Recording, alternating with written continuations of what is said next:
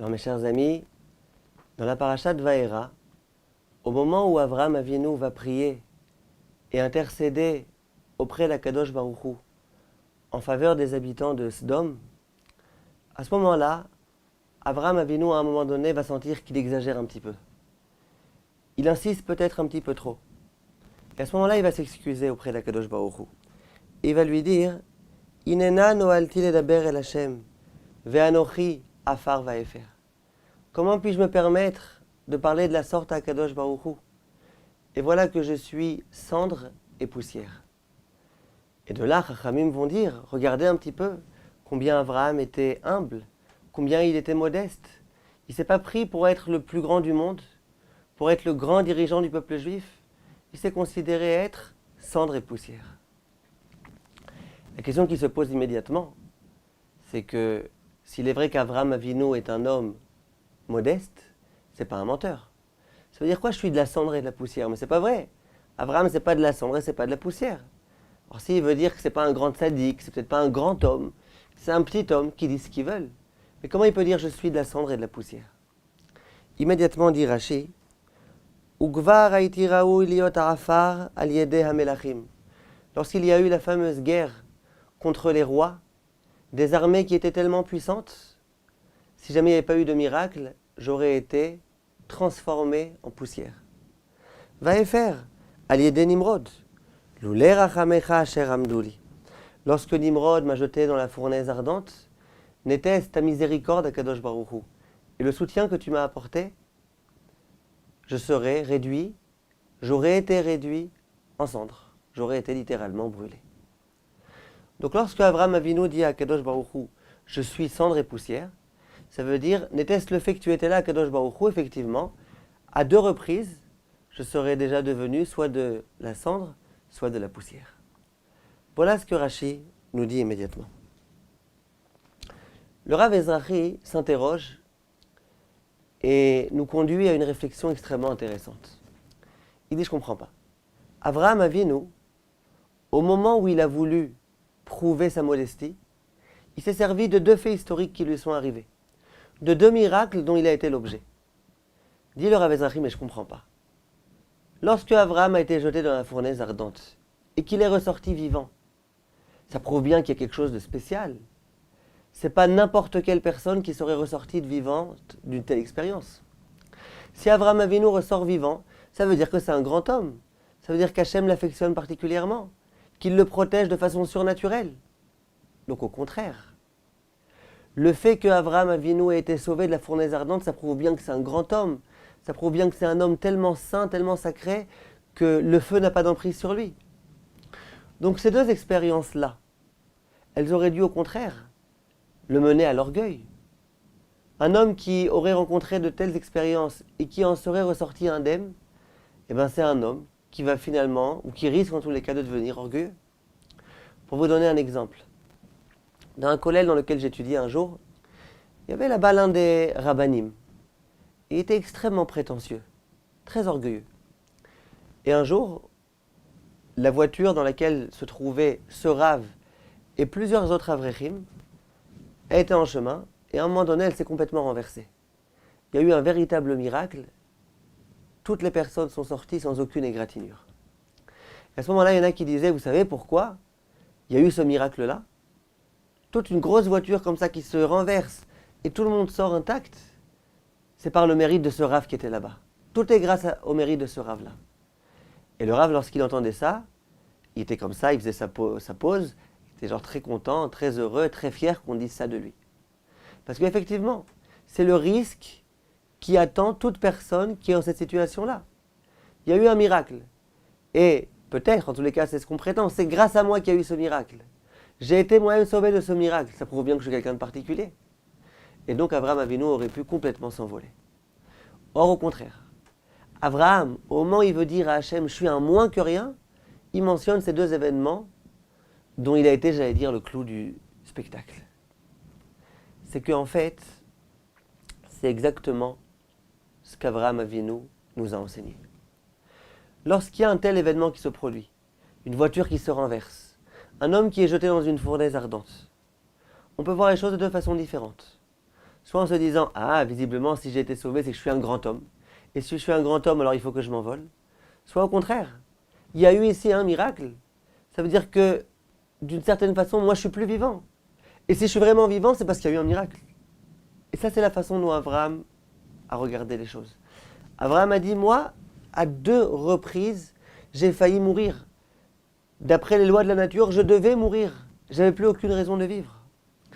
Et si vraiment je suis vivant, eh ben c'est que c'est Akadosh Baruch Hu qui a tout fait. Moi, j'y suis pour rien. Moi, je suis un mort. La preuve, j'aurais dû mourir. Pour un peu mieux comprendre. Abraham Avinu, il sait très bien que si on l'a conduit à l'échafaud, que si on l'a jeté dans une fournaise ardente, c'est qu'il méritait. Il méritait cela. Abraham Avinu, c'était l'homme de l'introspection. Lorsque Abraham a essayé de relire cet événement, il s'est dit visiblement, si jamais on m'a conduit dans la fournaise ardente, c'est que je méritais de mourir. Si j'étais un tellement grand tzaddik, on ne m'aurait pas du tout conduit là-bas. Visiblement, c'est que je méritais cela. D'accord. Donc si je méritais de mourir, eh ben je suis mort, c'est que je suis mort, c'est que je suis de la poussière. Simplement, comment ça se fait que j'ai été sauvé? Pas parce que moi je mérite, mais non. Moi je devais être tué visiblement, puisqu'on m'a conduit vers cette expérience. Ah, j'ai été sauvé, oui. C'est parce que Akadosh Baruch Hu, il est hyper miséricordieux. C'est parce qu'Akadosh Baruch Hu, il pardonne toutes les fautes. C'est parce qu'Akadosh Baruch Hu, il est là et il protège de façon surnaturelle. Donc lorsque je me souviens de cette expérience-là, c'est certainement pas une façon de pouvoir m'enorgueillir. Au contraire, moi j'aurais dû mourir. J'ai été conduit à l'échafaud parce que visiblement je méritais la mort. Et j'ai été sauvé. Ça montre combien Akadosh Baruch Hu est grand, combien il pardonne, combien il est extraordinaire ce Akadosh Baruch Hu. Mais que ce soit un motif pour m'enorgueillir, surtout pas, sûrement pas. Et c'est peut-être de cette façon-là qu'on peut comprendre la tfila de Abraham. Abraham vient voir Hachem et lui dit, je te demande de sauver Sodome et Gomorrhe. Je te demande de sauver cette ville. Qu'est-ce que tu vas me dire à Kadosh Baruch Hu? Mais il ne mérite pas. C'est vrai qu'il ne mérite pas, mais moi non plus je ne méritais pas. Lorsque tu m'as sauvé de la fournaise ardente, lorsque tu m'as sauvé lors de la guerre contre ces rois qui étaient tellement armés, tellement puissants, je le méritais? Je ne le méritais pas. Si jamais je méritais d'être sauvé, alors pourquoi tu m'as confronté à cette situation-là? Visiblement, je ne méritais pas d'être sauvé. Mais toi, Hachem, tu m'as sauvé. Parce que toi, tu es miséricordieux. Si tu es miséricordieux, s'il te plaît, sois-le aussi à l'égard de ces hommes-là. Voilà de quelle façon un homme, l'homme par excellence, Abraham Avinu, notre exemple, voilà de quelle façon il fonctionne. Il est conscient que rien ne lui revient. Il est conscient que lorsqu'il est l'objet de miracles, c'est qu'Akadosh Baruch Hu est là, présent, et il doit tout à Akadosh Baruch Hu. Et lorsqu'il se rappelle de ce miracle, il se dit, moi je suis rien et toi tu es tellement grand. Moi je suis tellement petit, j'aurais dû mourir, je suis de la cendre et toi tu es tellement grand, tu m'as sauvé. Et c'est de cette façon-là qu'il observe et qu'il comprend ce qui se passe dans la vie. Et c'est de cette façon-là que l'homme est heureux.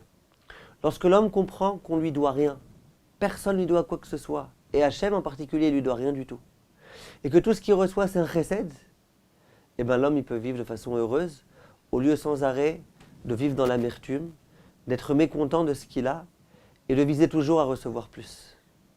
C'est là le secret du bonheur. Cette notion-là, on va la voir aussi à propos de Yaakov Avinu.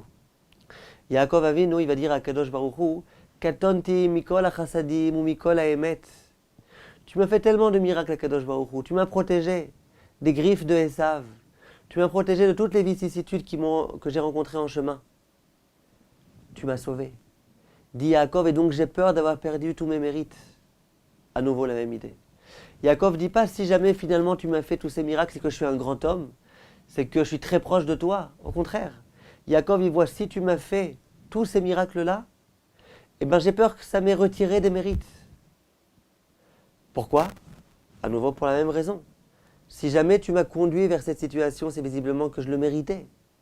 Et si finalement tu m'as sauvé, eh ben c'est soit que tu es super miséricordieux, soit que tu m'as retranché un petit peu de mes mérites. Et ça a été la peur de Yaakov. Il faut savoir, et ces jours-ci, on le vit au quotidien. On sait que le peuple juif, c'est un peuple éternel. La Torah est éternelle. Le peuple juif, étant les enfants d'Akadosh Baruch Hu, est éternel. On le sait, on le voit, on le vit. Le peuple juif, Israël, est objet au miracle, au quotidien. En Israël, aujourd'hui, tous les jours, où il n'y a pas des milliers et des milliers de morts, c'est un miracle. Vous le savez mieux que moi. Quelle pourrait être notre réaction? Ça pourrait être de dire, le peuple juif, c'est le meilleur. L'armée israélienne, c'est la plus forte. Nous, on réussira toujours. Regardez combien on est fort, regardez combien on est grand. C'est pas de cette façon-là qu'il faut concevoir les choses. Il faut dire, nous, on est des minables, on est nuls. Simplement, on est les enfants d'Akadosh Baruch Hu. Et lui, il s'occupe de nous. On est nuls et lui est tellement grand. Nous, on est de la cendre. On aurait déjà tous été de la cendre si jamais nos ennemis avaient fait ce qu'ils souhaiteraient faire. Si Hachem n'était pas là pour nous protéger au quotidien, chaque minute, chaque instant, on serait déjà de la poussière. Et si on vit de cette façon-là, si on vit en sachant bien que naturellement on aurait déjà tous dû être détruits, être de la poussière, simplement Hachem c'est le miséricordieux par excellence, alors on pourrait servir Hachem de façon bien meilleure. Et on pourrait le remercier bien plus pour tous les bienfaits qu'il nous fait. Kol tov, mes chers amis, et à bientôt.